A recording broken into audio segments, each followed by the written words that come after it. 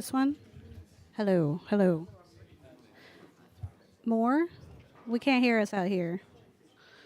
Testing. Okay. Okay.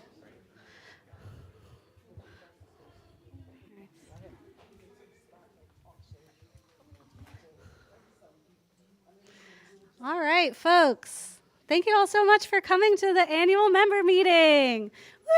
Woo! Awesome.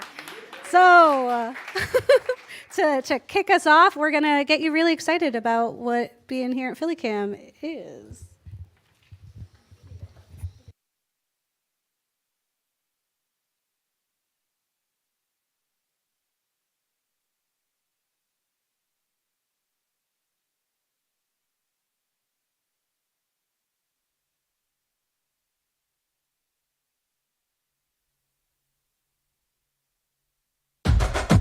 Welcome to PhillyCAM. Your community is here. Be a part of it. Learn and create. Where you and your neighbors are your favorite shows. Ready? Action.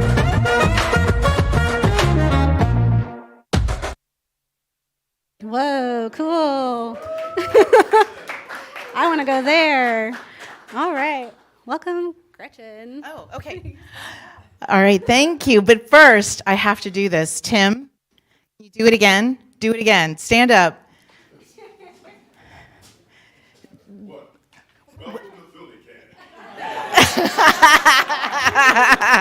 It's like the perfect voice. It really is. It's made for radio. Funny enough. So, good morning, soon to be afternoon. I'm so happy to see you all here today for our 2024 annual membership meeting. I'm Gretchen Clausing. I'm the executive director here at PhillyCAM.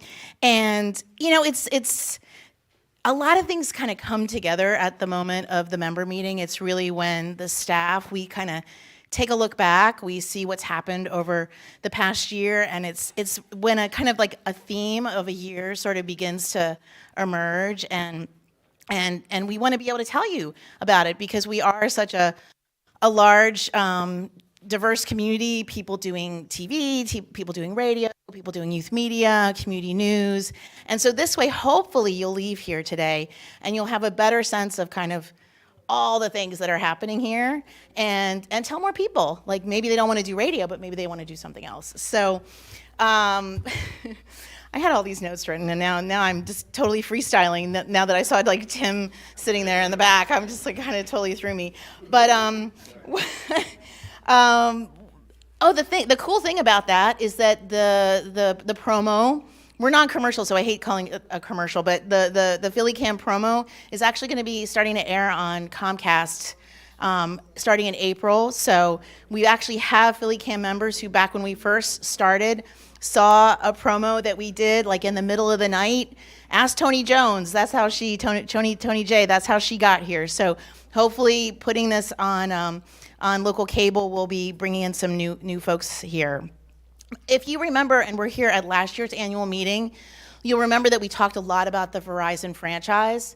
Verizon is how, one of Verizon and Comcast, those revenues from the cable franchises are some of our most important funding. And a call was put out to you to be advocates, to share your stories, to talk to your elected officials. And I just want to say you all did fantastic jobs. People wrote editorials, people participated in visits to city council or may have testified. I would love to be able to report that the franchise is done and negotiated, but it is still in process. They held off and then brought it to the Parker administration. So we're really crossing our fingers that in the next month or so, it will be going to council and will be voted and it will have a good outcome for us. But I do need to keep you on notice, because just in case it's not, we're going to need to call the mayor, call council, show up. But I'm really hoping we don't have to do that and that we can focus on actually all the great creative work that we want to do. So really it was like telling our stories, talking about our impact last year. You can see that so beautifully in the exhibition of Antoine Haywood, and he's so sorry he can't be here today, but he's here with us and says hello. And I just also feel like we do this meeting, and it's the other things I wanted to let you know about was that in addition to kind of the negotiating a successful franchise, I had to want to acknowledge one council person in particular, and that's council member Ketsi Lozada, who was actually incredibly helpful in securing PhillyCAM's some kind of interim funding while we were waiting for this franchise to be renegotiated. And the city of Philadelphia, for the first time, actually gave us money from their own budget in what's called the mid-year transfer. And we got $300,000 from the city, and that's really thanks to Council Member Lozada. So she's not here, but let's thank Councilwoman Lozada for that. And we also saw some new grants for community news coverage and our youth media program. We have even bigger production service contracts for people hiring us to do work. And this was our biggest year for individual donors. The WPPM fund drive just killed it. And so it's showing that we have the ability to become cable neutral. That is my goal. So by 2050, we don't have to rely on the cable money, but we have shown that our value and that foundations and individuals will support us. So enough of that. I want to do my favorite part of the annual meeting, and that is first I want to thank Gabe, okay, because she made this beautiful report with support from all the staff. She kept us on deadline, and she, put all her creative energies into the design. So please read it. There's a lot of really great information here. And I want to thank Allison and Gabe for kind of coming up with the agenda for today and all the cool stuff you're going to do. And I also now want to shout out the Fantastic Four, and that is Sergio, Camille, Riley, and Roland, who've been working really hard over the past couple of weeks putting together this year's Year in Review. So it gives me great pleasure to introduce this year's Year in Review. Enjoy. My mind is just filled with ideas. That's why I needed PhillyCAM. Coming here, they helped me put those ideas together. They helped me do the shows that I wanted to do. Why I love PhillyCAM so much is the camaraderie and the fellowshipping that happens in the space and the way it just brings people together. There's such a depth of people, of neighborhoods, of communities. It's kind of amazing. I never really realized it was so many creative people walking the streets. The big thing about PhillyCAM, it provides a platform for those people to show their creative sides and their work. It's people who come from opposite ends of Philadelphia, and they can come in here and work together and do that process, relate to one another. Having this little radio station really feels like it's filling so many little niches that need to be represented in the city. Así que les vamos a invitar a ustedes a participar. Being on set or being in the control room or being in the studio is literally like a mesmerizing experience, It's really the closest thing we have to magic in the modern age. Last year, we worked with teens who were directly impacted by gun violence. We always hear about the victims, which is very important. We rarely hear about why someone would make that choice. Of course, PhillyCAM is our home, so we hosted our screening here. But just having the opportunity to invite the community in to see it was just a wonderful experience. We started a program to train some of the youth that had been volunteering for our program to learn media literacy and media making, and we partnered with PhillyCAM so that they could come here and be in a real television studio. Most children and teenagers, they simply don't have the outlets that we do as adults. To have our voices validated, to have our beliefs validated. Hear Us Out is one of the youth media programs here at PhillyCAM, and I was part of the second ever cohort. A lot of our schools are underfunded. A lot of our schools don't have what we need as students to succeed. Now that I'm older, I've become an instructor, and it's been one of the most rewarding experiences. Over the summer, we had shot a commercial with PhillyCAM. Welcome to PhillyCAM, where you and your neighbors are your favorite shows. We had like a drone as well. They had different cameras set up. It was awesome to kind of meet different people in the space that have contributed and kind of poured into this space. The new Express Studio is a dream come true. It's small, it's compact, you can do everything in there. I can direct, I can produce, I can live stream. What can I do? First day we came to PhillyCAM, we met a lot of welcoming people that already had an established amount of knowledge, but then also we were able to find other people with similar knowledge level as us that kind of helped to build within that same atmosphere together with the Collaborative Film Challenge. We ended up being the actors, and we also ended up contributing music to it as well. I don't know anything about jazz. That's your generation. My generation, I don't know anything about the Roaring 20s or the 2023s. The Telling Our Stories exhibit, we opened that during the People Power Media Festival. It was really moving to see this all come together. We were standing in the hallway and just looking at the exhibit on the walls, but it's like I could hear the people. You know, it was like the walls were actually talking through these portraits.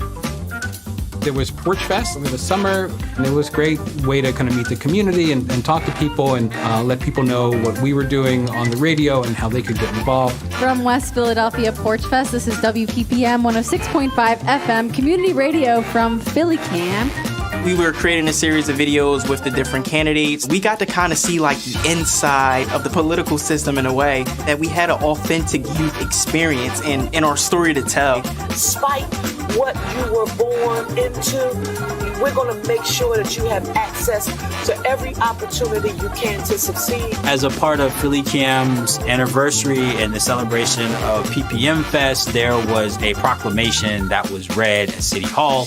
I'm just so proud to be here representing PhillyCAM since launching our cable channel in 2009. I can say that PhillyCAM is well worth the fight and has lived up to all of these things that people thought it would. And I thank you for your time today, and I just encourage you to continue to support this important resource in our community. You kind of need a place for people to work and build on those ideas, and that's where PhillyCAM comes to place. And it's like I cannot really see Philadelphia without a place like PhillyCAM. PhillyCAM kind of saved me. Through PhillyCAM, it just let me live my dream. It gave me back my life. I'm now working again. I've done a lot of things thanks to PhillyCAM. As many of us know, the stories are in the neighborhood. We do this out of love, and it's free for the entire community. The stories are with the people with the boots on the ground. Philadelphia is like a tube of toothpaste. Every time you think you're kind of empty, you can always squeeze a little bit more out of it. And that's, that's Philadelphia. There's always more. It's a city that prides itself immensely in its identity. There is no better way to really embody that than community media. There is nobody that can tell your story better than you can tell it.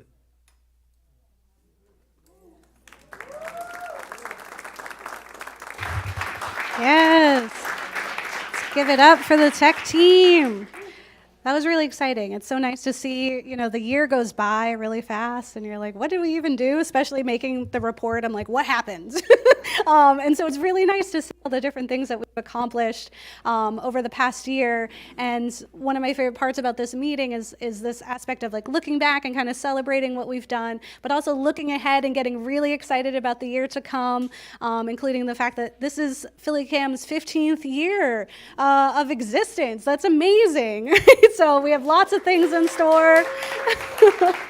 And so let's kick it off with talking about some of the new things that are going on that you all can get involved with. And so first I'd like to bring up one of our new staff members and then one of our favorite staff members to talk about some tech updates. So if you haven't met Riley yet, Riley is our new access facilitator.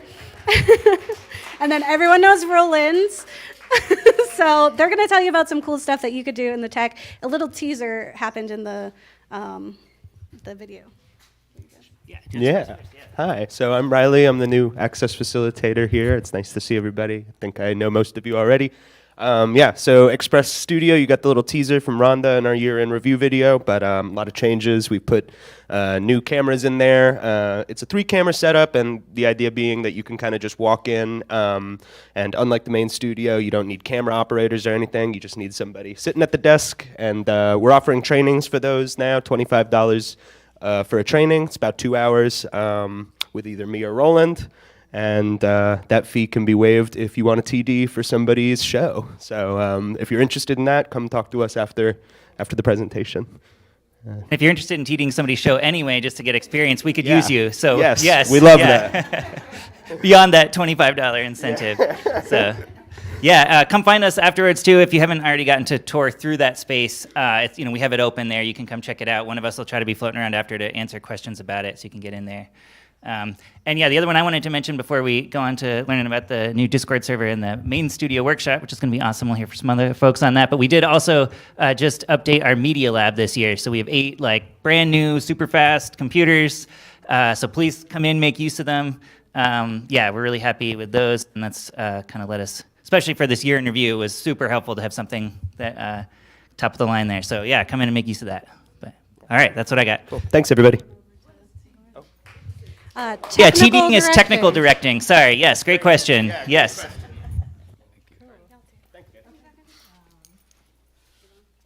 Yes. Hi, everybody. Hi, good morning or good afternoon. Great. So I'm Laura Deutsch. I'm the Education Director. And I'm Ryan Saunders, Technical Director. So a quick update about how we're training folks in the main studio. We started a little bit of a pilot program about a month ago where we're recruiting 5 producers, so folks that have ideas for live-to-tape shows they want to produce in this space, and 5 technical directors who want to learn how to push all the buttons in the control room, and that is about a 6 to 8 week workshop. Yes, and so we are just about getting ready. In the next week or two, some of the producers are ready to actually come in this space and shoot, and the TDs and directors are going to be supporting them. So we are looking at maybe another pilot or another program, developing that later in the year. So looking for producers, looking for prospective TD and TD directors. Really emphasizing the collaborative nature of working in the space as well. So, and I think there's some really faces here that I'm not, I'm familiar with, hoping that I can get more familiar with, members in that way as well. Cool. So that'll start in September. So look out in the summer for the application if you want to get in that pipeline. And lastly, I'll mention, pick up our flyer for our spring workshops. We're going to be doing some new voice acting workshops with Stephanie Renee. And we do have a TV studio all-day workshop on May 11th. So if you want, it's a really fun one-day commitment. You learn to operate the cameras, and then you can start being part of a crew. So yeah, that's it. Oh, this one? Okay. Okay. Third on the slide, the Discord server. So if you ever use PhillyCAM's Facebook group, we're trying to kind of expand and have more connection to you guys in a virtual sense, because we have a lot of time here and you guys get to take out equipment and do stuff in the studio, but we want you guys to be able to connect to one another online, and Discord is a great way to do that.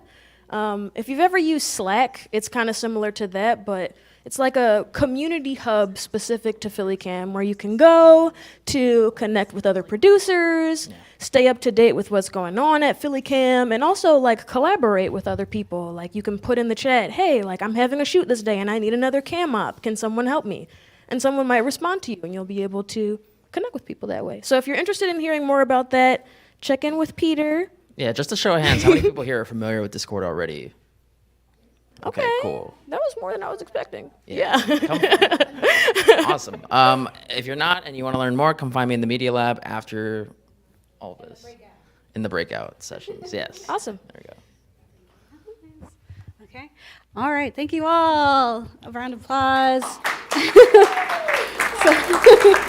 So Camille is very new. Her first day was our last year's member meeting, and then Peter's also fairly new too. So if you haven't met them, there they are. Shout out. And our team has been growing, as you can see. Welcoming Riley and I. Also, as their first member meeting, we have Annika, who's going to join us in talking about PPM Fest. So Annika is our media center manager. Woo! Welcome, Annika. Hi. Oh, man. Yes. Oh, okay. So, yes, this is our 15th year anniversary. So we are coordinating PPM Fest this year. One of the highlights is that it is a 15th year anniversary. So we're going to have a homecoming style party that we want you guys to all come out and participate in. This is my first year working on the committee, so my apologies. I'm a little nervous actually. So I'm just going to give it to Gretchen and Allison. They're more seasoned than I am. Thank you. You're so sweet. Everyone give it up to Annika. It has been amazing to have Annika here with us this past year. If anyone has ever had problems logging into their account on the website, Annika is your person to kind of help you out with all that. And then just helping us create all kinds of good systems to keep us moving forward. It's hard to... Being that I was here at the beginning, it's kind of hard for me to believe that we're going to be celebrating 15 years since our cable channel lit up in 2009. And so I'm just super excited to be able to mark that with all of you. 15 is kind of like a little bit of a, it's not 10, it's not 20, but we feel like we're like the teenager now. We're really coming of age. We're still hoping we're going to get a vehicle because we're old enough to have our driver's permit, so hopefully we'll be out there on the streets. But excited to be connecting with you all to gather what is your PhillyCAM story.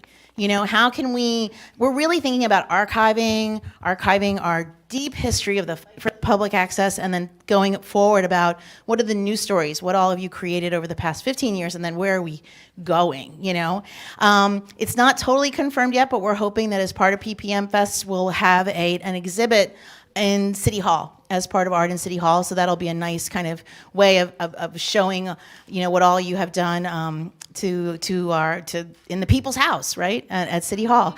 And the one thing I do want to say about the party is that we do want to try and make it a fundraiser, but we're going to keep it totally accessible. And it's a dance party, and we're going to be celebrating the history of Philly dance on TV. And we certainly know that plenty of you have done dance shows here in this studio. So we just want to have a big party where we can all get together and dance. But I'm going to turn this over to Allison to talk about the rest of PPM Fest. Hey everybody, I'm Allison Durham, Radio Program Manager. Thanks for being here. We're really excited about PPM Fest, and you'll see some dates listed here as well. So we're going to have that homecoming party October 19th.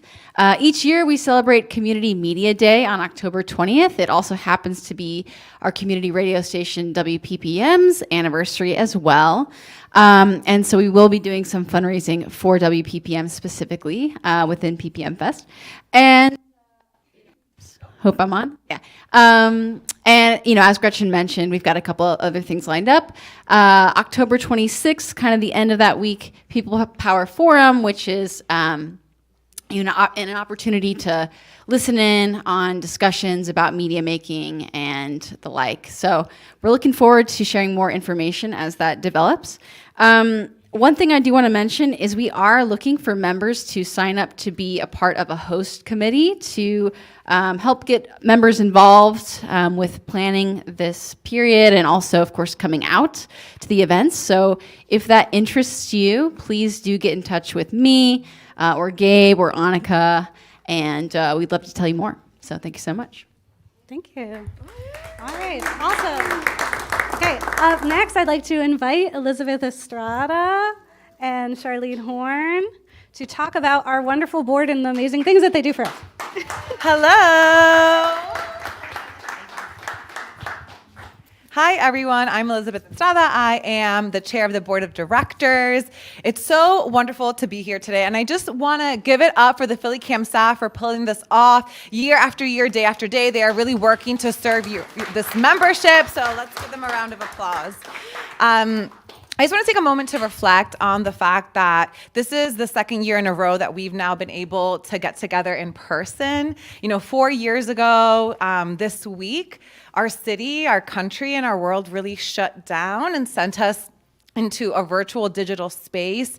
And it's just so wonderful that PhillyCAM exists and that we're now able to gather together, be in person, be in communities together, collaborate, work together, support one another. And that's just something that is really special and really meaningful and what really kind of keeps this place going. And it's one of the reasons why I decided to kind of continue kind of going up in my experience here at PhillyCAM and run for the board.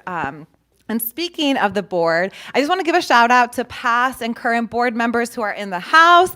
I see Denise James, if you want to just quickly stand up for us.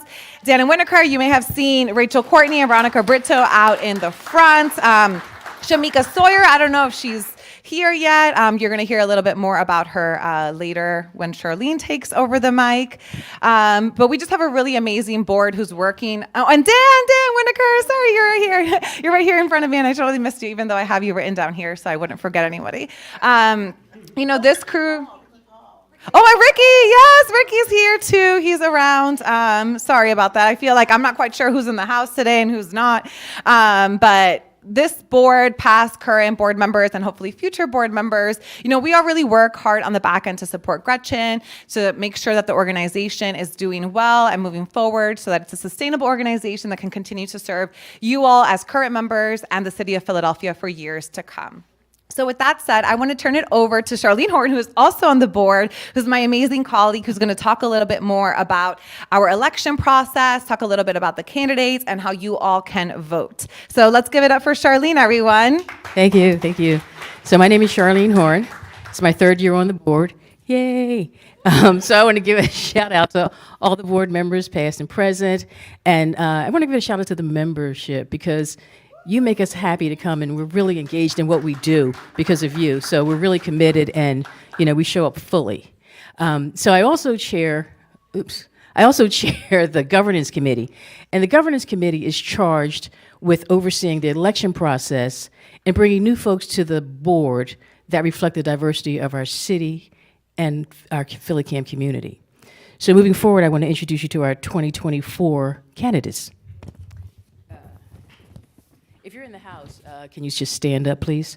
Aaron Brokenball, are you here? Okay. Aaron. Yeah. Okay. Yeah. Ariane Bracco. Charles Clark. Erin McGregor. Shamika Sawyer. I'm not sure if she's in the house yet. She may be on her way. Chris Norris. All right. So what we're going to do right now is we're going to take, these folks have taken their time and they put a little short video about themselves so you can know who they are. So we're going to run that right now, then I'll come back. Okay.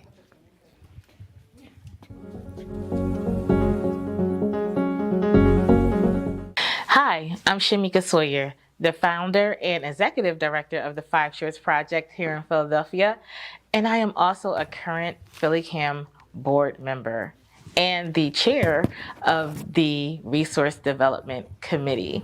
Hi. So I'm so excited that I get this opportunity to run for re-election for the board.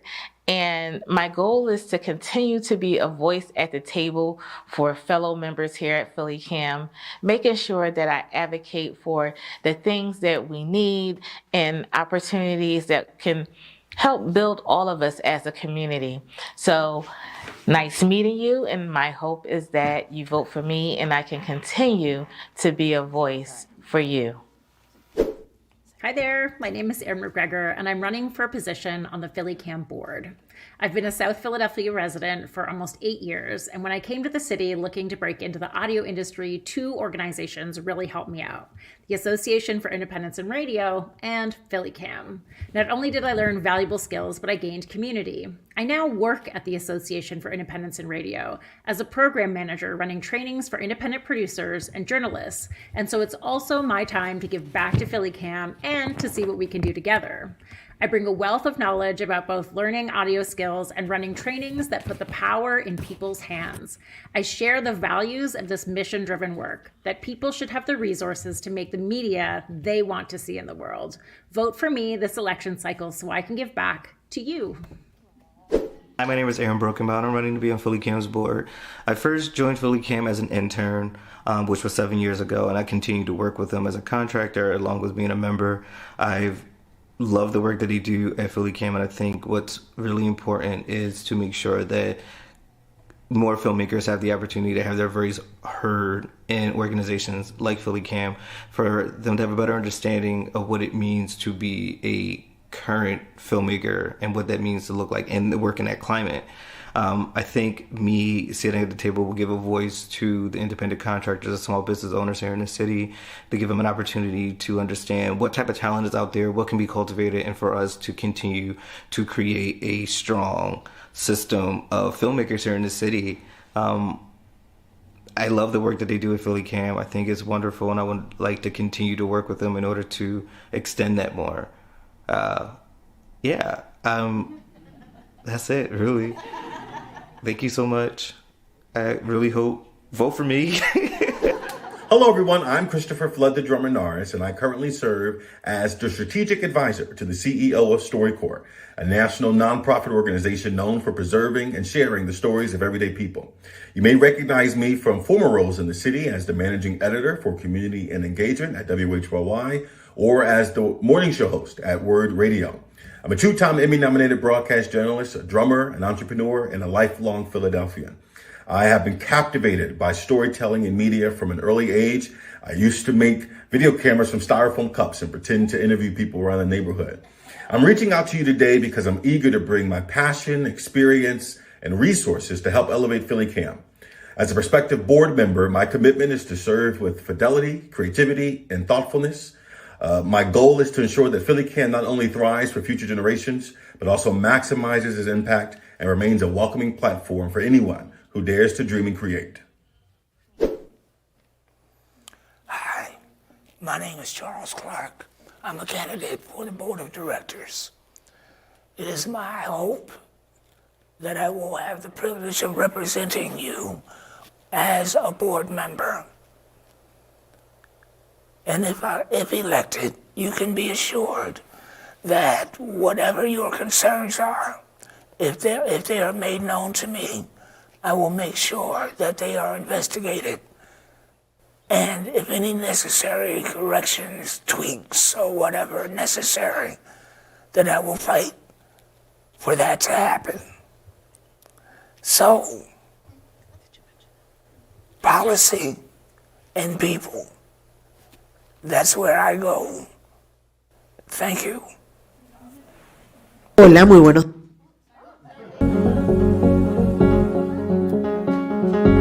Necessary that to happen. So, policy and people. That's where I go. Thank you. Hola, muy buenos días. Mi nombre es Ariadne Bracho, soy venezolana. Tengo 5 años produciendo para PhillyCAM. Mi programa se llama Madre Tierra Philly. Y estoy súper interesada en participar en el board de PhillyCAM, primero porque me parece un proyecto muy interesante y creo que la comunidad hispana debe conocer un poco más, y la comunidad en general debe conocer un poco más lo que hacemos. También porque, bueno, creo importante darle voz a la comunidad, que la comunidad pueda estar formada, y para luego crear contenidos que ayuden a cambiarle la narrativa a nuestras comunidades, a potenciar cosas positivas o a denunciar cosas que ocurren en nuestra comunidad que necesitan atención, creo que es fundamental. Un placer.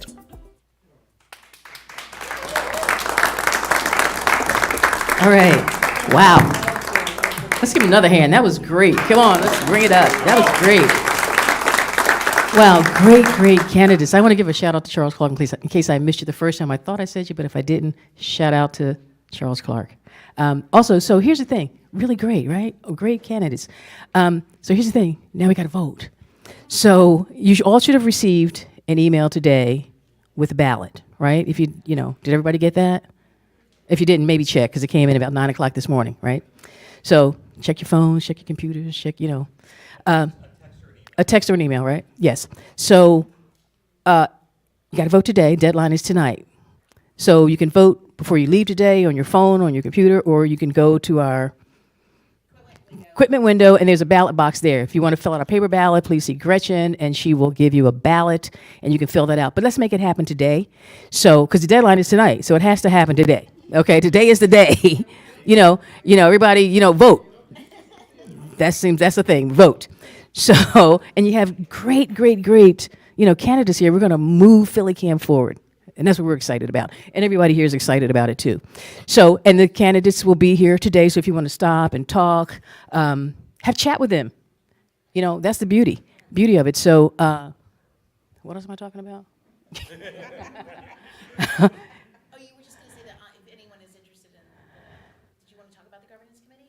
I did at the beginning. I did. Yeah. Okay. Ooh, I'm good. Okay. So vote. That's all I want to say. Today. Before you leave today, please make it happen. We're moving forward. We're going to have a good time. We'd love, keep PhillyCAM moving. Okay? Thank you. Thank you, Charlie. Okay. So we're going to take a short 15-minute break so you all can, mingle, catch up on things, check out Discord, use a potty, whatever you need to do. And then we're coming back in here because we have 5 really amazing members who are going to be pitching for support for their program. So you can hear about 5 new programs that are either being reshaped or first thought of and created. So meet back in here so you can hear from them, ask some questions, see the ways that you can support and help them grow their program. And then after that, we will have some really fun breakout rooms, including a panel and connection space and things like that, and then lunch. So it's coming. It's on its way. So 15 minutes. We have it. Where did I have us back at 12:30. So try to get back in here. That's more than 15, but come back here before 12:30 a little bit. All right. We'll see you soon.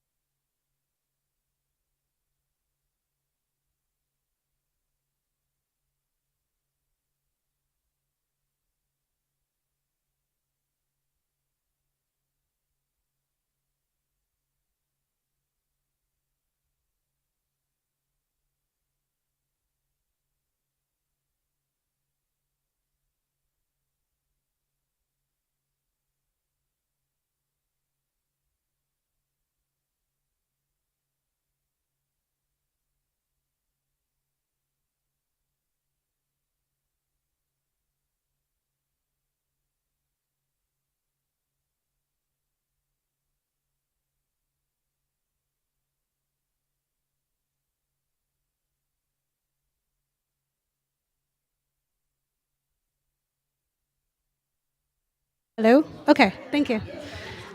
Okay. Do I'm gonna. Okay.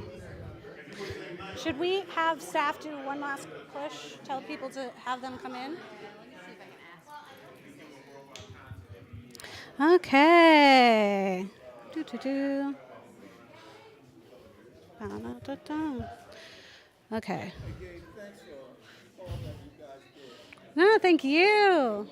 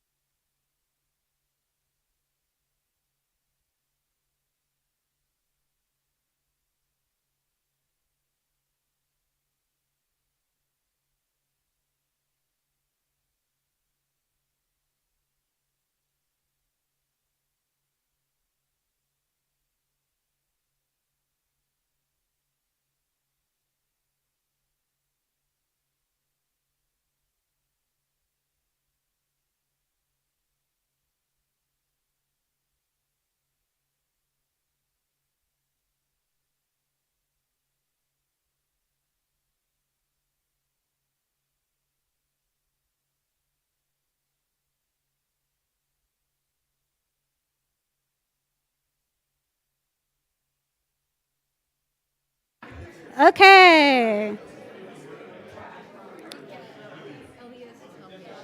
Excellent, excellent.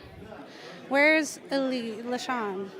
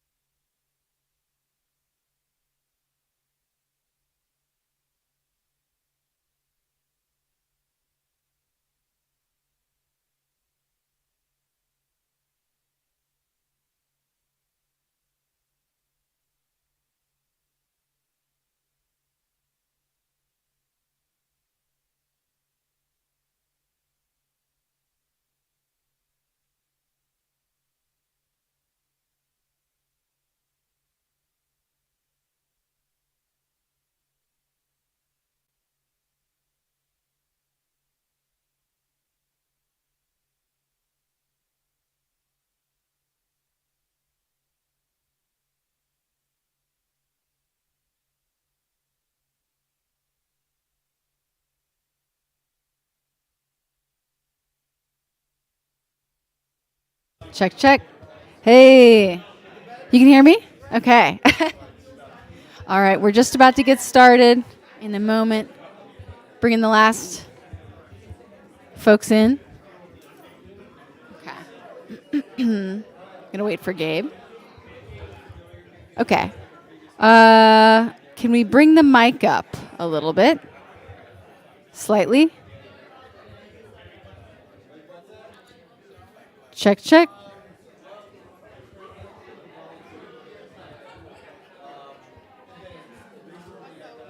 All right. Oh, that's a little better. All right. Nice. Okay. I think we're just about to get started. Thanks, everybody. Want me to hand it over to you? Yeah. Okay, everyone. Hello. Yeah, projecting. I could do that. Hi. Thank you. Excellent.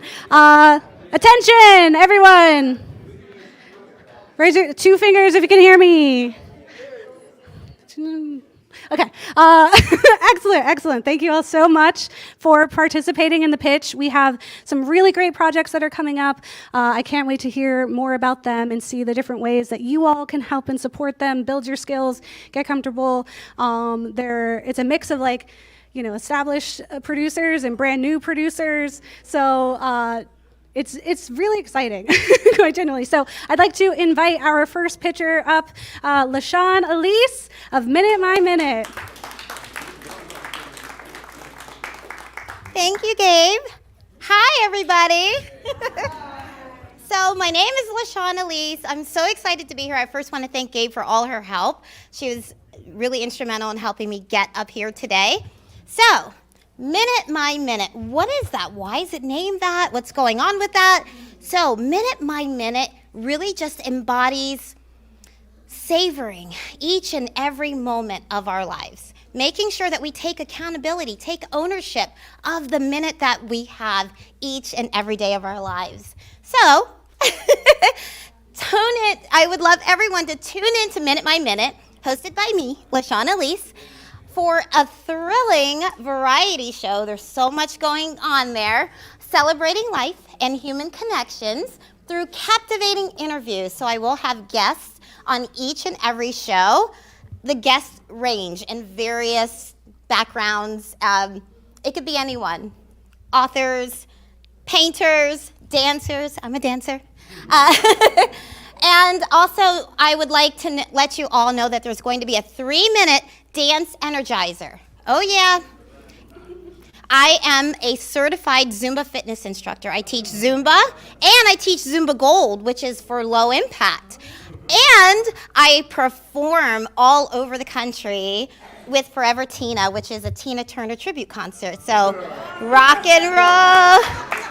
Yes, and so with that being said, this 3-minute energizer, it's only 3 minutes. And I'm just gonna invite everyone to get up with me, easy dance moves to do, nothing hard, very low impact. And what do I need? So when I'm here in the studio, because I'm gonna be doing interviews outside as well, wherever I am. As a matter of fact, tomorrow, I'm gonna be in New York City interviewing my first guest. So I'm really excited about that. But anyway, here in the studio, I'll need a director, producer, floor manager, 2 to 3 camera operators, a grant writer to secure funds, yes, and of course a skilled video editor. Feel free to contact me, email, my social media pages if you'd like to work with me. I'd be so excited to have you along with me. Thank you. Thank you, LaShawn. Hold on. Does anyone have any questions, comments, things they want to say to Elise about her project, ways that you can help? I know we have a lot of music-y producers in here. Susan over there. Yes. Would you like to share? Would you like to share the energy? I don't know how to answer that, but what I can tell you is I've been dancing since I was 4 years old. I'm a lot older now, as you can see, but I've always loved to dance. It means everything to me. It's like a passion that I'm just gonna, when I die, I'm gonna be dancing. And just. Any other questions? Yeah, I mean, I'd like to help out in any way I could. I direct and produce stuff, so yeah. And I know a lot of musicians and DJs and comedians and stuff, so. Wow, that's super great. Yes. Excellent. Yes, Erie. Yeah, I want to talk to you also. I'm sorry. I'd like to talk to you also. So you're going to be around here for a while? I have to leave at 1 because I have to actually get going because I'm heading out. You have a card? Yeah, yes I do. I have That's cards. all I need. Okay, super great. Okay. Awesome. Yeah, so if anyone does want to exchange information, you can with LaShawn. I will also be posting, contact information on the website. You can take a picture, grab the information here, meet with LaShawn before she leaves. But let's give a round of applause for Minute by Minute and LaShawn. Thank you. Thank you. All right, next up, we have Dennis Link. Come on up. Woo!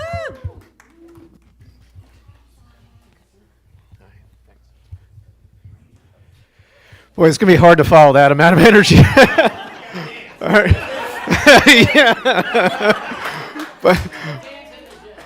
but no, it's a great way to get started, because now everybody's all into the pitch session, and so I want to tell you a little bit about mine. It's a lot different, but I think it'll be a really good project. It's mostly in concept stage, so it's called Vox Pop Philly. Okay, and Vox Pop is actually an abbreviation for a Latin term known as Vox Populi, which is it means voice of the people. And just to give you a little bit about my background, I have been involved extensively in community radio, and I hope that you may be familiar with the show The Hall Monitor, which is currently airing on WPPM 106.5 Low Power FM. I was the original creator and a producer and a reporter on that, and now it is run by the lead producer, Larry McGlynn. So anyway, that was a situation where we wanted to delve into legislative affairs, and we wanted to talk about current events and politics and those kinds of things. So one of the things about Hall Monitor, though, and it's a lot like a lot of programs are, as much as we try to get into the community and interview people and get really in depth into what people think, it's never enough. And so a lot of times with punditry, it ends up being people on the radio or on TV telling you what they think people think. And so Vox Populi, I'm trying to get at this from a different perspective. So what I want to do is an hour-long television program. And I want it to focus on a live studio audience. So the way the format is going to be is it's going to start out in a fairly traditional sense with a host, welcoming people, introducing the format of the show, and setting up the topic. So we're going to try to get topics that are very critical to the community and very timely. And then what we're going to do is throw to a short pre-produced piece, a video piece, which kind of gives some background information and sets up the topic. The next component is we want to bring in subject matter experts or activists for whatever the particular cause or topic is. And then we're going to have one from each side. Okay, so it's not necessarily going to be a safe space in terms of, I only want to hear this one point of view. It's going to represent both points of view of whatever it is. And then after we've heard from the passionate subject matter experts, the main portion of the show, and the show that is most important to me, is having a live studio audience, which represents the demographics of Philadelphia. And I've done extensive research into census tracts and zip codes and what the demographic makeup of Philadelphia is in terms of a number of different factors. The neighborhoods, the age, genders, race, income, political affiliation, all of these different things. So what I hope to do is present a representative audience of 15 to 20 people. So what's going to happen is after we've set up the program, we've introduced it, we've had the reporters piece, we've had the activists, we are going to give the people the opportunity to weigh in. And what I want to do, which is a little different from things I've seen before, is involve a tech component. So there is audience response software, where if anyone who has this on their phones will be able to weigh in. So I can ask a question about a particular topic, and the people will be able to weigh in on what their opinion is. I also want to be able to break it down demographically so that we can tell, which neighborhoods, which people believe certain things about certain topics. And I want to give the people the opportunity to speak directly to the host, to the experts, to the audience. And just to give you a little bit of an idea of what this might look like and what it won't look like, you can look at the slide up there. If you're over 40, you probably remember Phil Donahue. All right, so I loved that guy, okay? And his show was kind of, like, if you look at it, all the way on the right, you have a guy who's sitting there. It looks like he's the guest, and he's the expert on whatever topic it is. Over there on the left is Phil himself, and then behind there is the studio audience, okay? And you can see there's one woman right up front who has her hand raised. That's how it's going to work. I'm going to be like Phil. I'm going to run around. I'm going to try to get each side of the issue, equal representation, equal time, and promoting, even though it's not a safe space for ideas, making it a safe space for that it's respectful and that the dialogue is carried out in a proper way. So the one thing that Vox Pop Philly is not going to be, which you see up there, first of all, it's about 20 people and they're all crammed in together. Okay, we don't need to do that here. We don't need to put everybody on top of each other. That is representative of a larger audience, but we're not going to do that. The other thing is, if you look at those people, it's all white females, okay? So we all have an important point of view, all right? And Philadelphia is represented in a lot of different ways. So we're not going to be, represented all by one group that you see there. So thank you for your time. Thank you for your attention. Please contact me by email and let me know if you can help me, because my crew needs are basically everything, okay?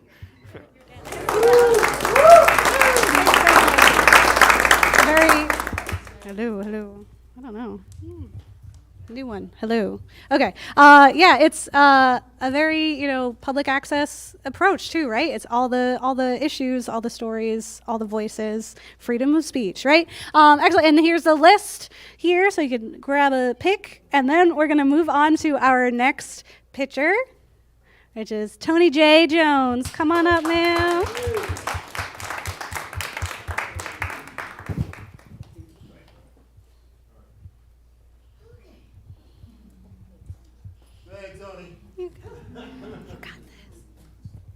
Y'all know, I'm Tony J. Jones. I'm the host of the 7-Figure Hustle. Public speaking is the least, okay, that I do. But I'm very passionate about my show because it's about financial literacy.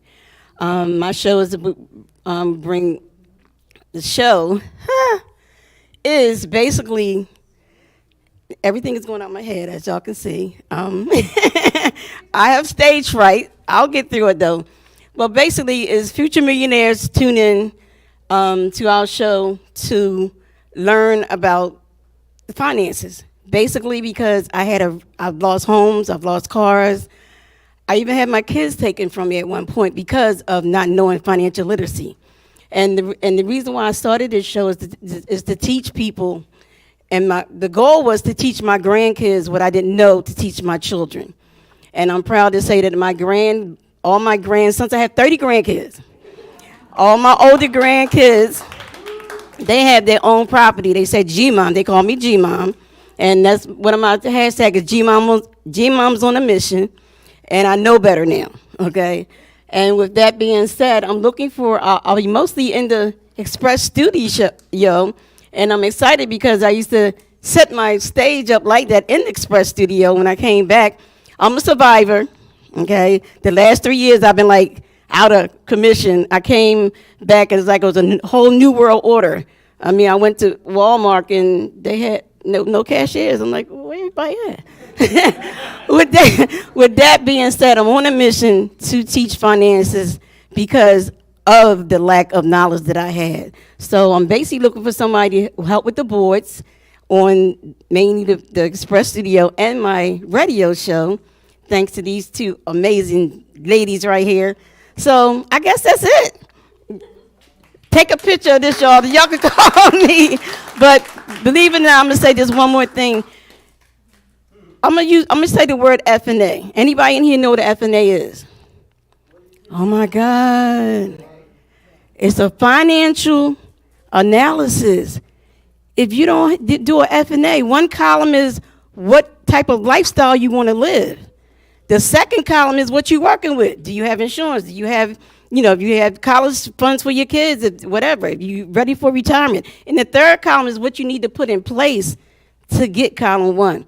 And we don't do that, and that's something that everybody needs to do. So keep that in mind. F&A is mostly and then with that, it's a lot. Oh, also, I just became a mortgage loan officer because there's so many programs now with Section 8, because Section 8 helps you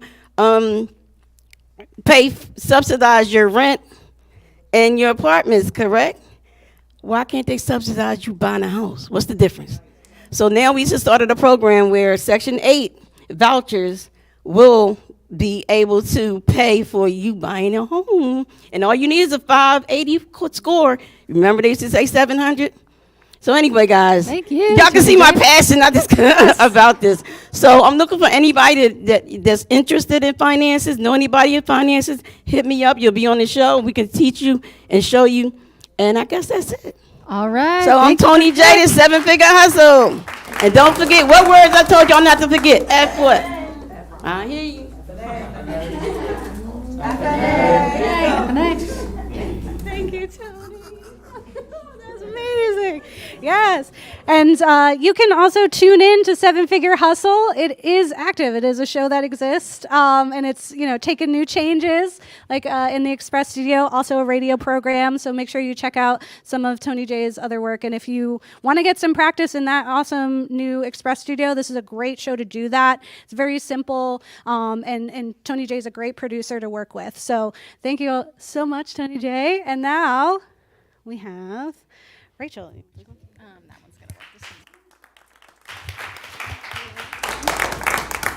Hi, wow, the room is full. Hi, everybody. My name is Rachel K. Godfrey. I think I'm going to be under time, so I just want to invite you all into an activity that I actually just really need right now. So I'm going to ask you to inhale for 3 seconds, and then we're going to exhale on a yer, if that's okay. Can we do that? Can we do that? All right, so inhale for 3. And exhale on a yer.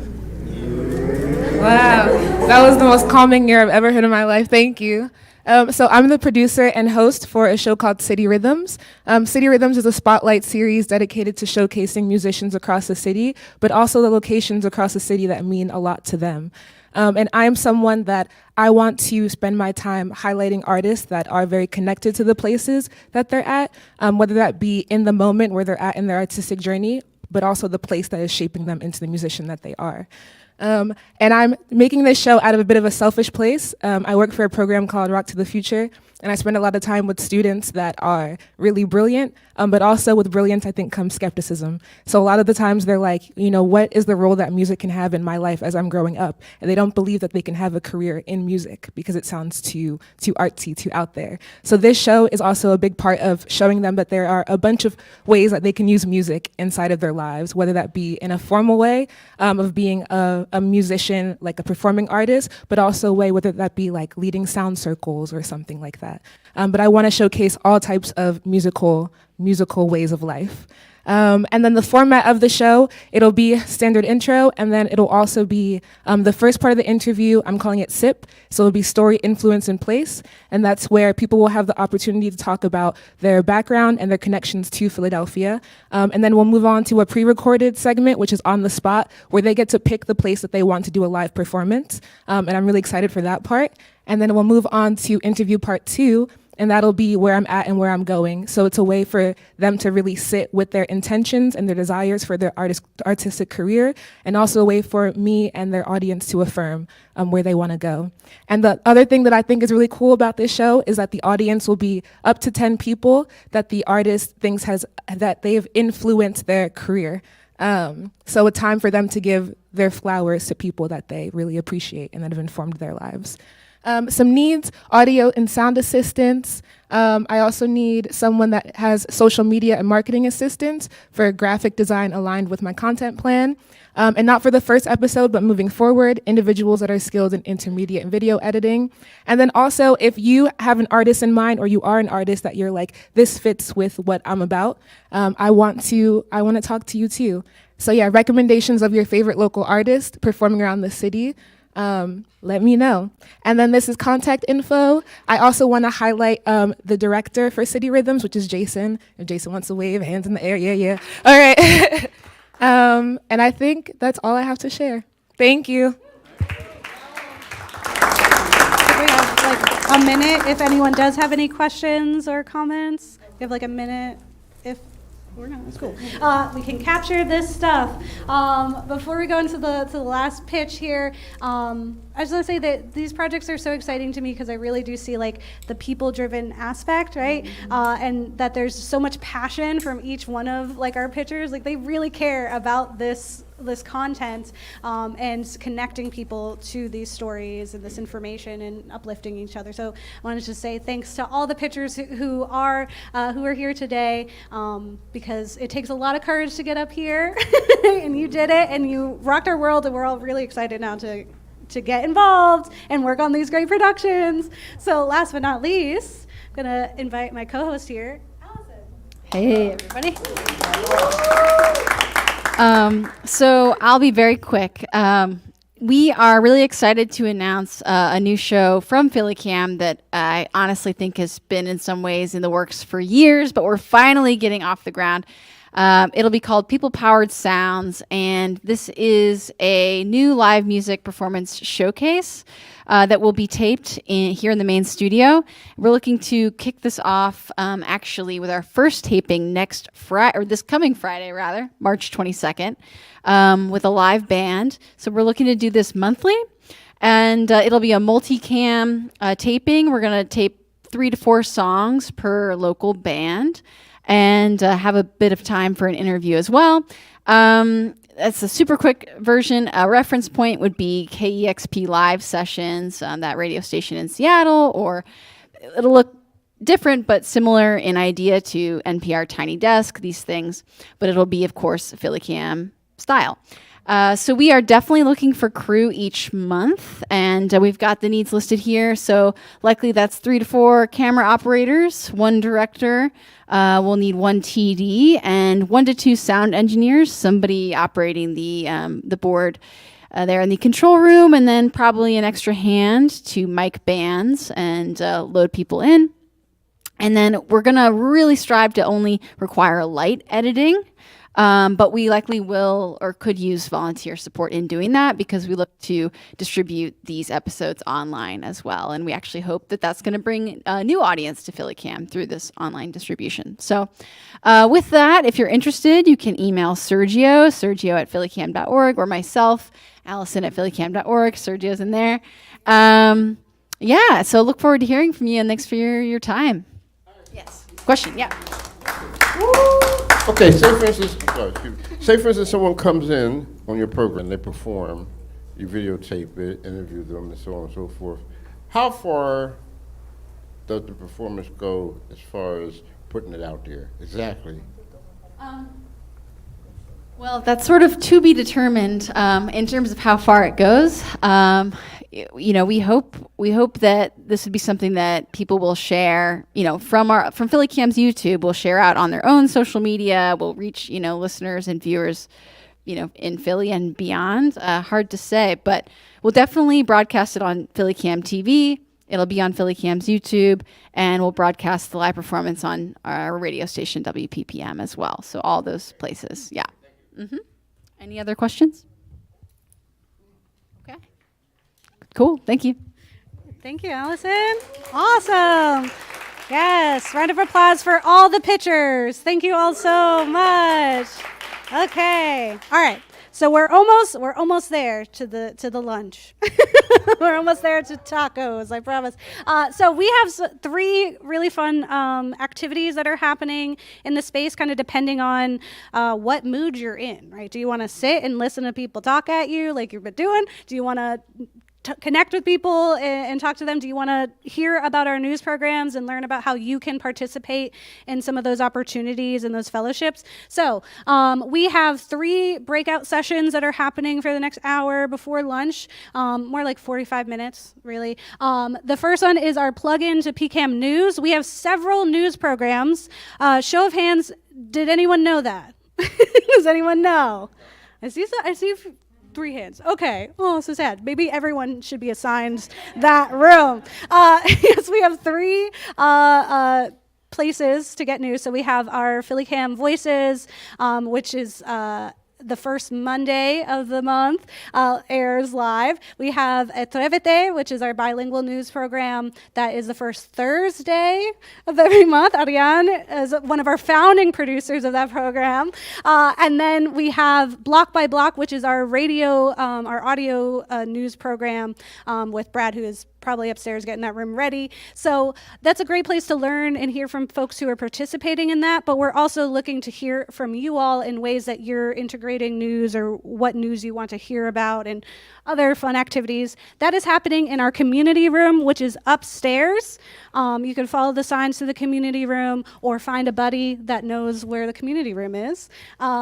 Second, we have from concept to connection that's happening in this space. We are going to have a panel that we are taping talking about impact producing, which is this idea of being very intentional from concept to when we're distributing our program, thinking about our audience, thinking about the communities that we're infecting, thinking about the impact of our work and the different ways that we can be intentional about that. So you can hear from 3 amazing producers from a range of, works and points of views and how they have integrated their community into their work. So that'll be in this space. We're going to do a quick changeover so you can, again, use the restroom and then hop back in here.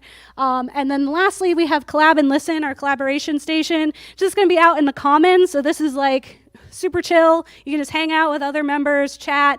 Me and Allison are going to be out there talking about some collaborative and other opportunities to connect to folks and some things that we have coming up in the year, as well as like learn more about the workshops, got a little education thing, and the Discord. So if you're like, what was that? What is this word? We do have a Discord station set up in the Media Lab, so you can ask that question and get involved and start like connecting to our community. So does everyone feel like they know where they want to be? Excellent. So break out rooms. Go ahead and find where you want to be, and you can also ask staff any questions if you need support. Thank you all so much.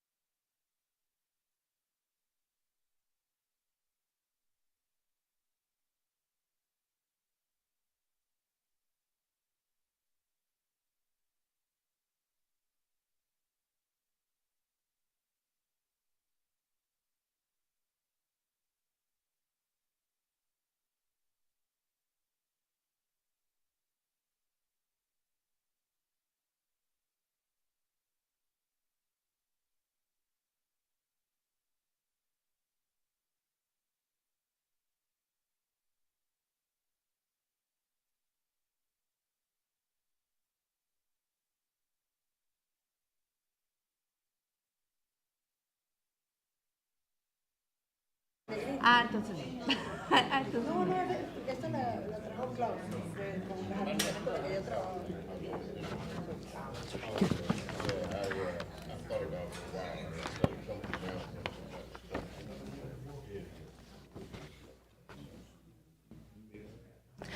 Hi, everyone, and welcome to From Concept to Connection, where we are going to be talking about impact producing. And today, well, I don't know if everybody is familiar with the term impact producing, but we're going to learn a lot more about that today. And we also have three wonderful people that are also producers here with us, and I'm going to start introducing them to you. Hannah. Hannah Lack is a recreational therapist, student at Temple University with experience working with children with orthopedic conditions, spinal cord injuries, and developmental and intellectual disabilities.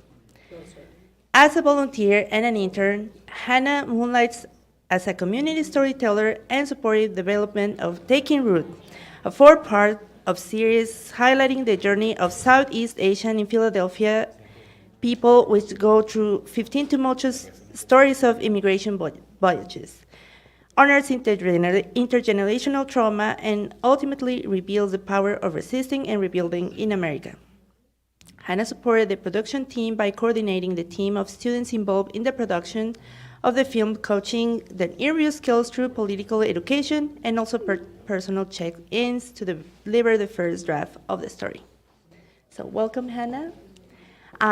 Also, I'm going to introduce you to Cristina Di Pasquale, and I'm hoping I'm pronouncing this right and correctly. So Cristina Di Pasquale founded Balestra Media to offer political, public relations, and campaign support to nonprofits and movement leaders fighting for racial, economic, and gender justice in digital age. Cristina has led large-scale narrative change projects for various national advocacy groups. And she is also an archival researcher and filmmaker. Cristina is an artist and storyteller at the intersection of history, media, and politics, sometimes serving in local office. She has produced dozens of short films from Balestra Media clients and managed social impact and media for multiple feature-length films. She currently serves on the board of directors of America's Voice to drive a new narrative on immigration and strengthen the communication infrastructure of the immigration movement. Cristina also serves on the board of directors of the Media Burn Independent Video Archive, advising on its long-term growth and ongoing guerrilla television network project to digitize and share more than 1,000 previously unseen videos from the 1970s created by independent Black, brown women, rural, and youth filmmakers in the U.S. And the name of this project is Barrio Televisión. Cristina's directorial debut currently in production shares the undocumented story of Puerto Rican activists who occupied a public television studio during a live telethon and created the first national Latino and bilingual series on the U.S. television. So welcome, Cristina. Thank you. And lastly, but not less important, Shamika, who probably most of you guys know because she also has been part of PhillyCAM for 4 years. She's an accomplished founder and executive director of the 5 short projects. Shamika, or SL, as she likes to be named, Sawyer brings a wealth of experience in leading innovative media and film production initiatives. As an entrepreneur, her journey is defined by her commitment to amplifying BIPOC women creators and producing engaging, impactful media content. In her various roles, she has combined a passion for storytelling with a strategic approach to media production, fostering diverse talent and bringing compelling narratives to life. Shamika has also served on PhillyCAM's board for 4 years. So welcome, Shamika, welcome all of you. And I think I'm gonna start this discussion with some questions for you. First, I'm gonna ask Hannah, how has been the impact of impact producing for your professional experience, and how have you extended to your student practices. Yeah, so I'm sorry, I have like notes in front of me, just in case I forget anything. But I think, you know, with the documentary taking root, originally it did start out as a campaign to save Huapin Plaza, which was one of the first cultural hubs for Southeast Asian residents and refugees in the tri-state area. Unfortunately, we weren't able to save that plaza. It was sold to a developer. And originally with the documentary, we were fortunate enough to have a community screening at Huabin Plaza. And I think that kind of serves as like an impact producing strategy, just because the residents and folks that we were trying to bring in to watch the screening were able to see like this vacant lot of Huabin Plaza that used to be such a lively and booming area for Southeast Asian residents and folks to connect with each other, you know, make those new connections and those relationships. And I also think that's a really good way to symbolize the resilience that we have as Southeast Asian folks, you know, despite the fact that we did lose such a huge part, the plaza within the Philly area. In the future, if we wanted to bring other folks to these specific causes, to these future campaigns, they will be able to see that with this vacant loss that we don't want our community to be erased again. We don't want that space to be taken by greedy developers that are trying to get rid of this history for such a long time. And so, yeah, that's what I would say. Thank you so much, and I think that's also very important, especially with the current situation of what is happening in Philadelphia, but also what is happening in like major cities all across the United States and major cities all across the world. So thank you so much for that input. Of course. And for you, Christina, I actually, I watch all of your projects, so I'm also kind of like fangirling right here.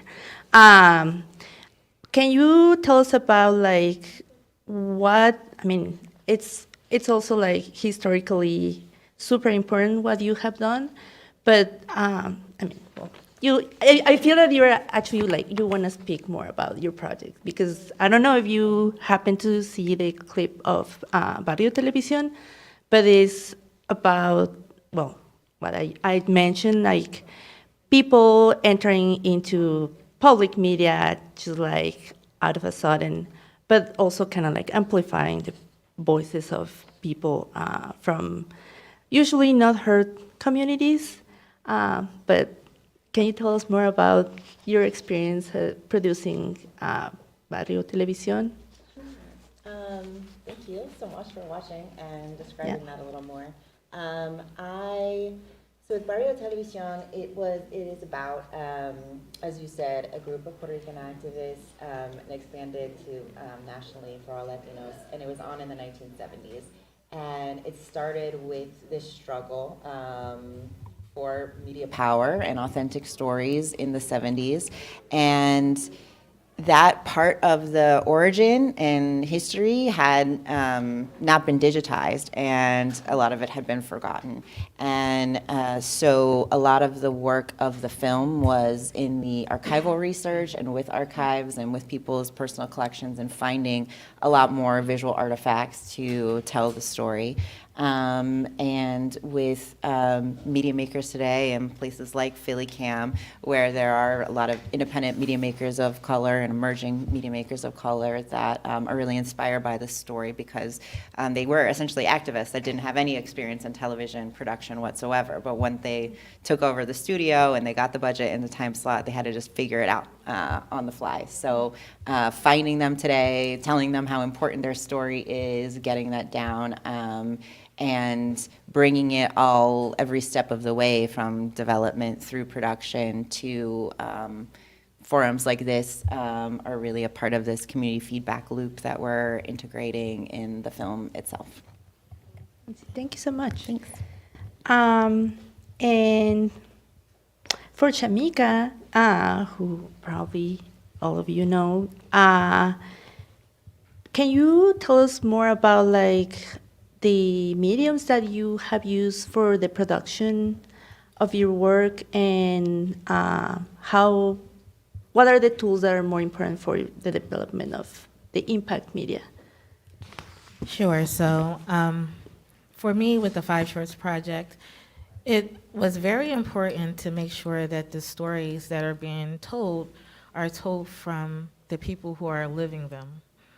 You know, I feel like a lot of the times in the media, and especially modern news media, stories are being told from a third person. But with Five Shorts, we put the power of storytelling into the hands of the people who want to share their stories.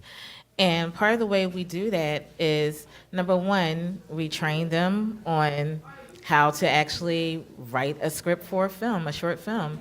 And after the training, though, we provide the crew, we provide cast, we provide all the necessary needs for everyone in order to alleviate barriers that will stop people from telling their stories. And then once all that's done, we do the editing. And then we have an awesome community screening with a red carpet premiere, just because I think that we have to celebrate people. And it shouldn't be someone who has high stature or who's in Hollywood. We need to celebrate each other. So that's part of the chemistry around what Five Shorts says and why we do it. Now, as far as the tools we use, of course we use storytelling. That's our main tool. But also, you know, video production. I haven't done much audio production with like podcasts. I worked on 2, but they haven't come out yet. But I think the main thing to take away from it is that the stories that the people in our communities have are important, and they're even more important and impactful when they can tell their stories, and is more authentic coming from the person who's living these stories. Hopefully that answered the question. Absolutely. Well, I'm gonna stop the abbreviation myself, but I'm gonna now ask the audience if you guys have any questions for the panelists, for Christina, Shamika, or Hannah. And I'm gonna go with Ariane. So Okay, ¿cuáles han sido los retos más importantes que han tenido como mujeres en la producción de medios? So, what have been the most challenging aspects that you as women had producing media? For the 3 of you. I can start with that one. Challenges as women, I know for me, I experienced the mansplaining a lot on set when it comes to like knowing depth of field and different angles and all that great stuff. And I'm like, well, yes, I know this stuff already. You don't have to explain it to me. So that's one thing, you know, as a woman coming into this, and especially a woman of color, a lot of times people will feel like you don't know what you're doing and that you're just there just because. It's like, no, we know what we're doing. We're very knowledgeable about what we're doing and why we're doing it. And yeah, we can direct, we can produce, we can do all those great things without your help. So that's one thing that's a challenge. Another thing is the support, you know, funding wise, and trying to do this work that we love so much, and support the people in the community that need that support. It's like it's very difficult to find funding opportunities where you can do this full time. At least for me, you know. I know maybe some others may have some better you know, examples of how to do this full time, and I need to talk to them. But I know for me, you know, it's easier for me to get the smaller grants, but the bigger grants is difficult to get those in a way that I can support people who are telling these stories and want to do this full time.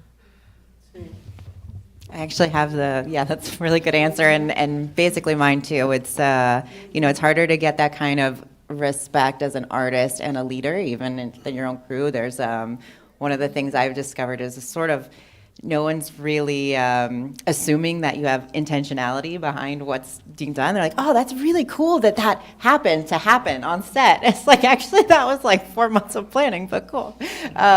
You know, so it's that. And even just, I mean, on set, I was asked once when I'm directing a scene to get the batteries for like the DP, even though I had a line producer on set. And I'm like, let's, yeah.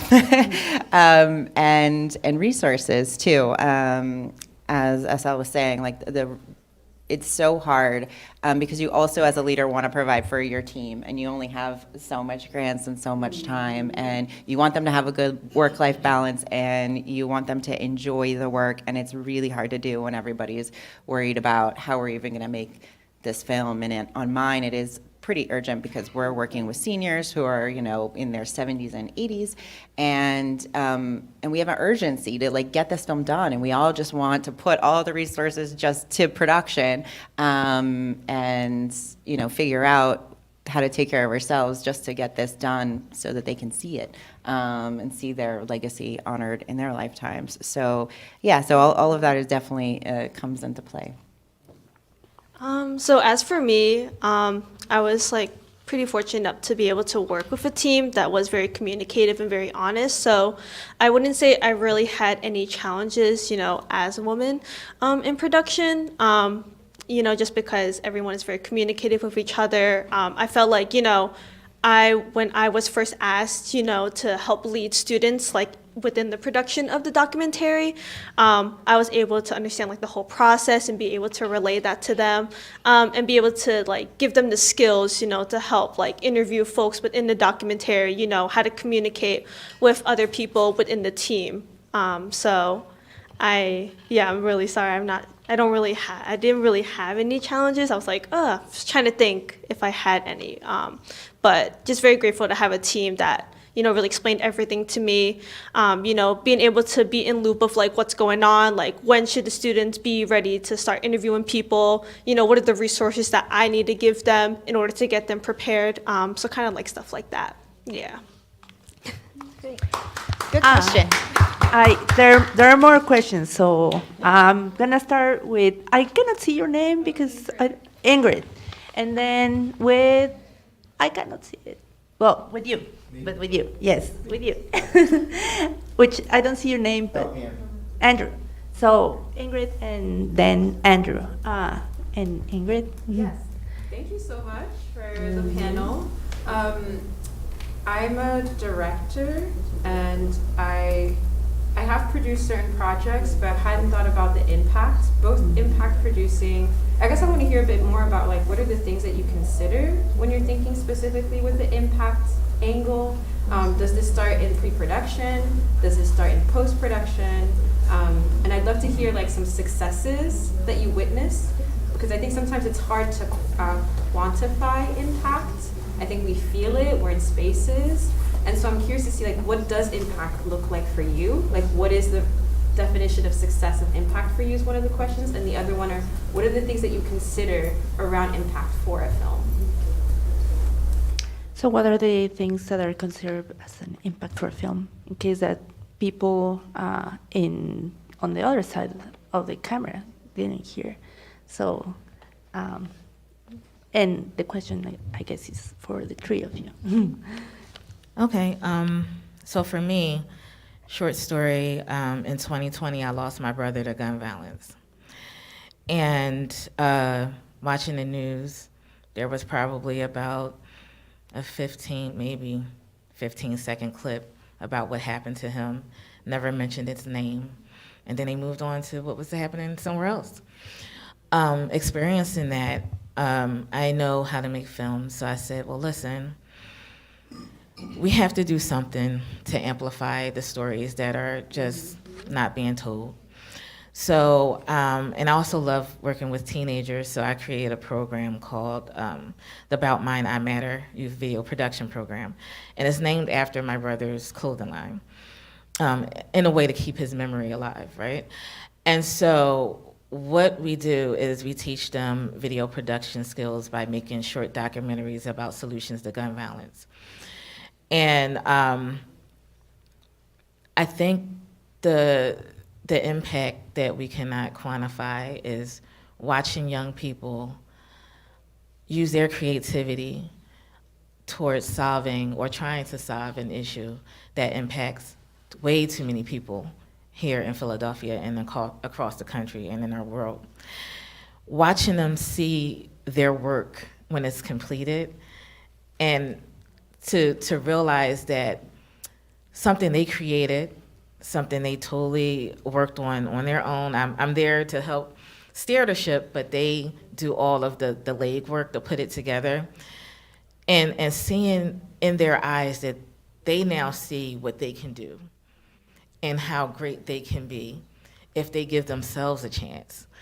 And so, unfortunately, it took something of a tragedy for me to come up with this project. But I see the beauty of my brother's memory through every single meeting, every single short documentary. We only created 2 so far that we've created. And then just seeing the joy that a lot of our kids here are missing so much of. And I think in my little way, that's impact producing.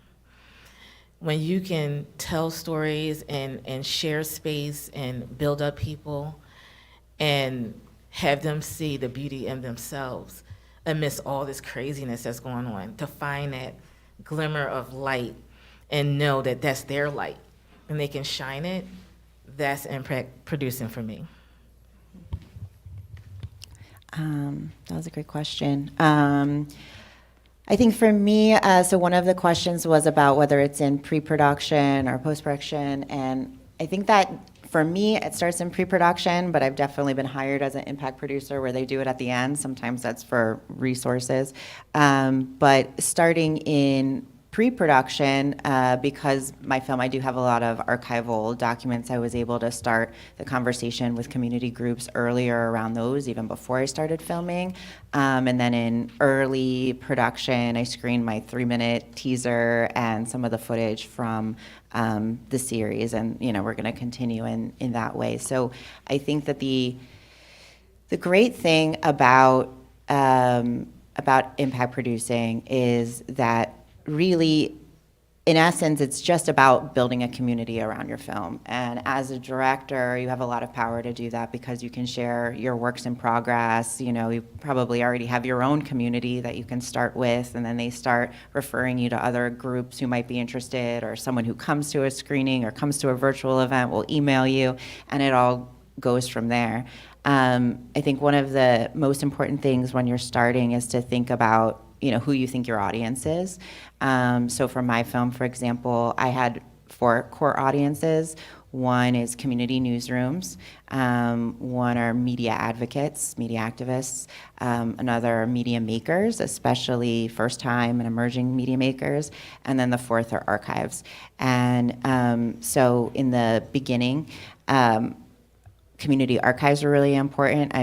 As you could imagine, those are also disproportionately Black and brown media that have not been digitized. And when it gets this old, tape and video will start to deteriorate and can be permanently lost. And so by showing the film, more people, it raised awareness even just that so many things exist undigitized and unpreserved, and why that's important. And we were able to get over 200 tapes from the Center for Puerto Rican Studies up for consideration for digitizing and preserving, and are continuing to raise that.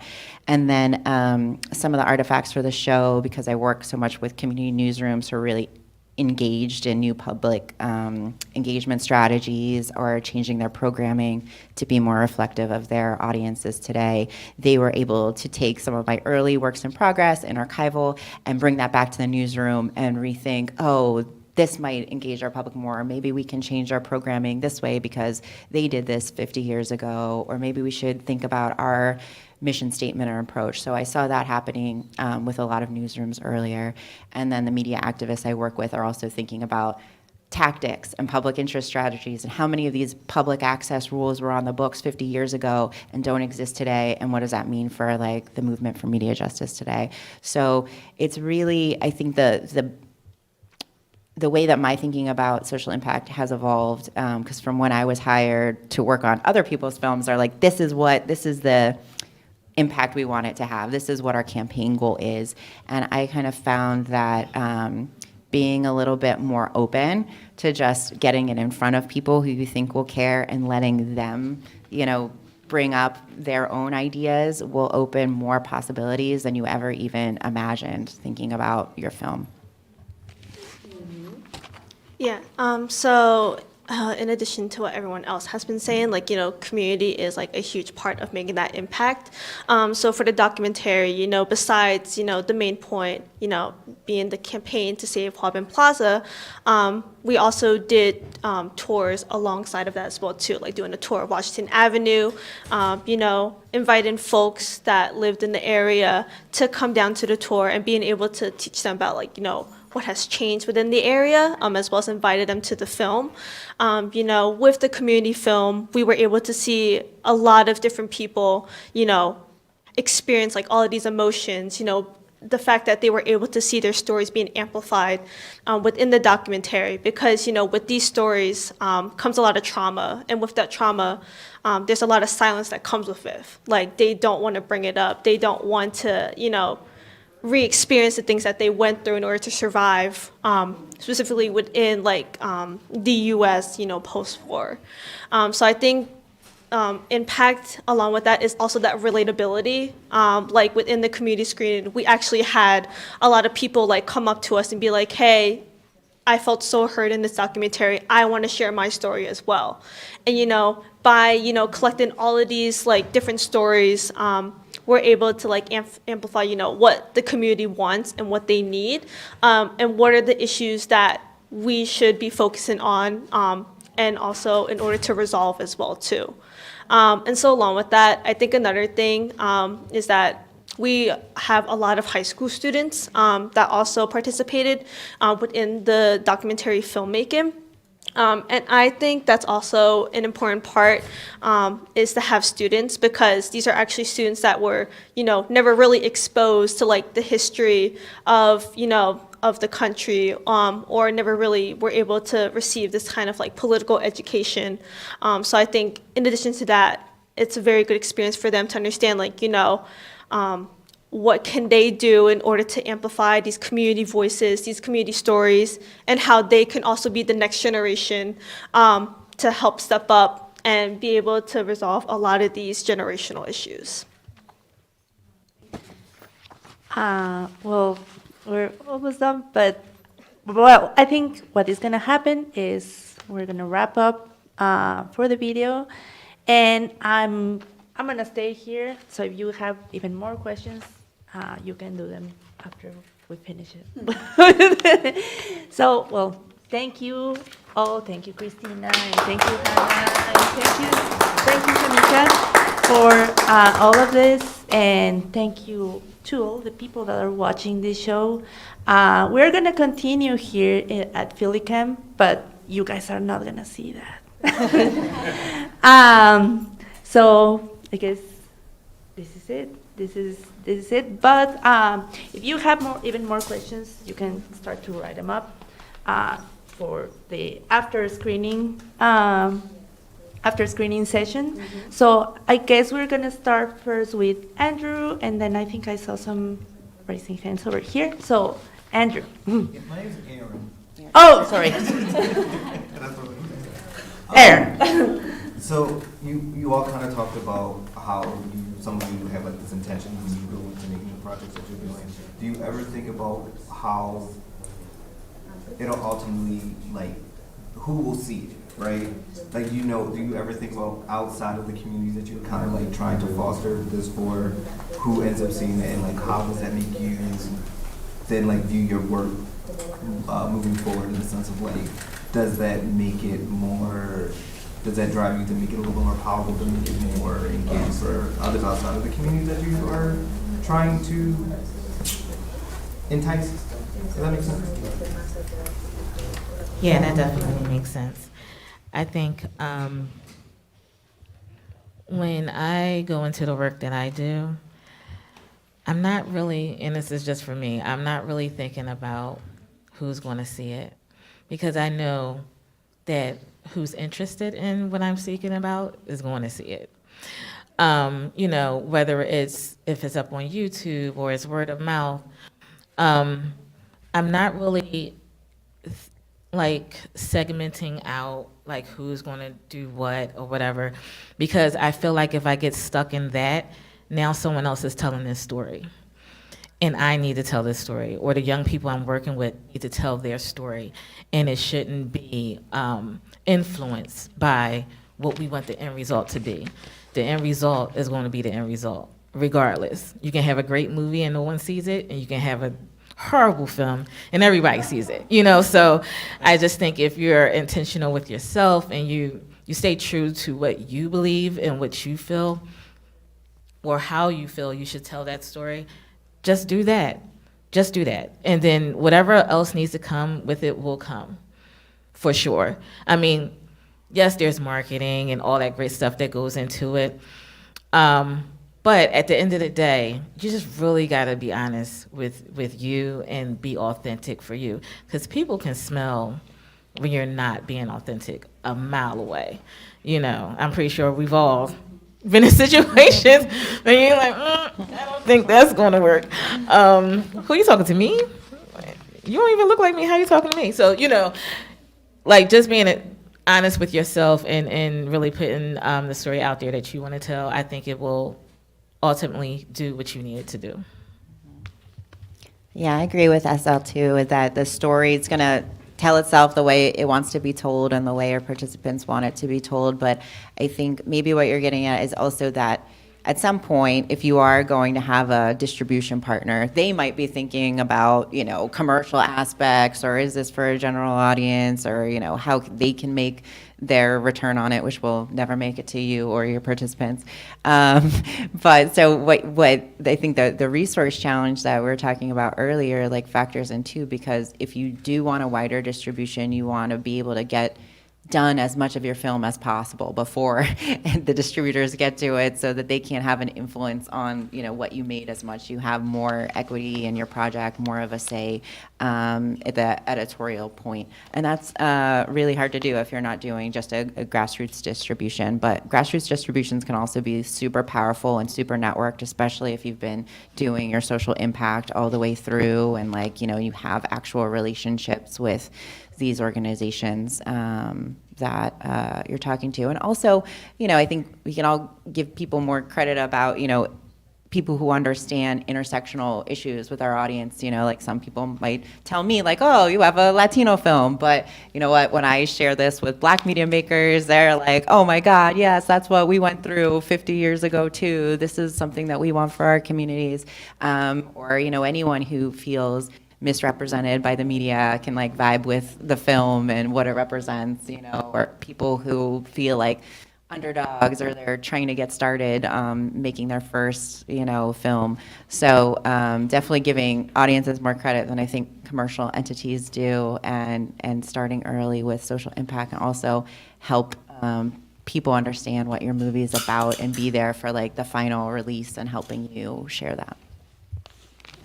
And, like, I can kind of, like, I also agree with, like, what everyone else has been saying as well too. Like, I think, you know, no matter, like, for instance with documentary, no matter, like, we did have, like, specific people we want to target, but at the same time, you know, this documentary isn't just, like, it's specific to the Southeast Asian community, but at the same time, there are similar struggles that, you know, other people have experienced. So I just think, you know, with this film, it shouldn't be just filmed as just limited to folks that did have to, you know, go through, like, this failed resettlement system, but also thinking about, you know, this is all about survival, you know, like, how to, like, live in a country that, you know, took us in, but at the same time didn't treat us with, you know, the right amount of community resources, you know, all of the types of things that we needed in order to survive. So I just think, like, you know, that will touch people's hearts. You know, there are different aspects of the film that might not relate to some people, but there will be other people where there's, like, a specific part that's like, oh, this is something that I can heavily relate to. And that can be, like, an audience that, you know, our team wasn't expecting to reach. So I just think, having that kind of like that open mind that, yes, these are, personal community stories from Southeast Asian immigrants, but at the same time realizing that there's like other like, intersectionalities intertwined as well too. And thank you for your question. I think we have time for maybe just 2 more. So I guess we're going to continue with yours. Oh, okay. Shamika, how can I get in touch with you to talk to you one-on-one about, I have a project and we want to talk to you about it? Sure, we can talk afterwards. We can talk after? Good. Yeah. Definitely. Yeah. No problem. No problem. I have time. Is there any other question for the wonderful people that we have in front of us? No? No? You sure? Okay. Well, thank you so much for coming for this panel about impact producing, and thank you to Hannah, Christina, and Shamika.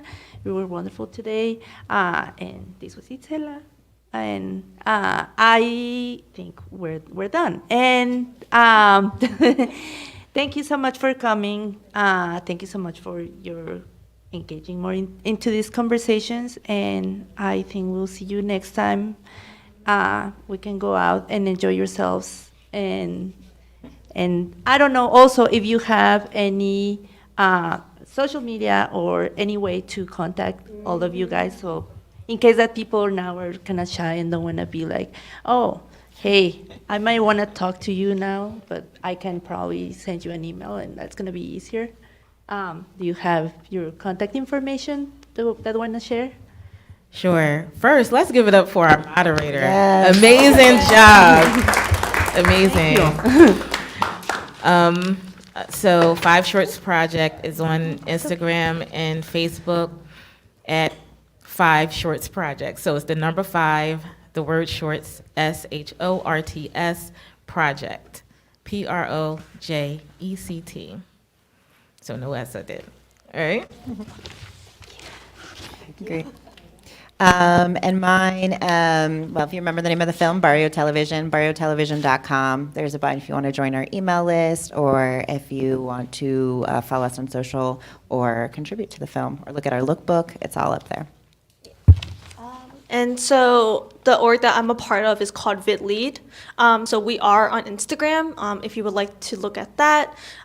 We also have a separate Instagram account as well too. I believe it should be Taken Root documentary that should pop up.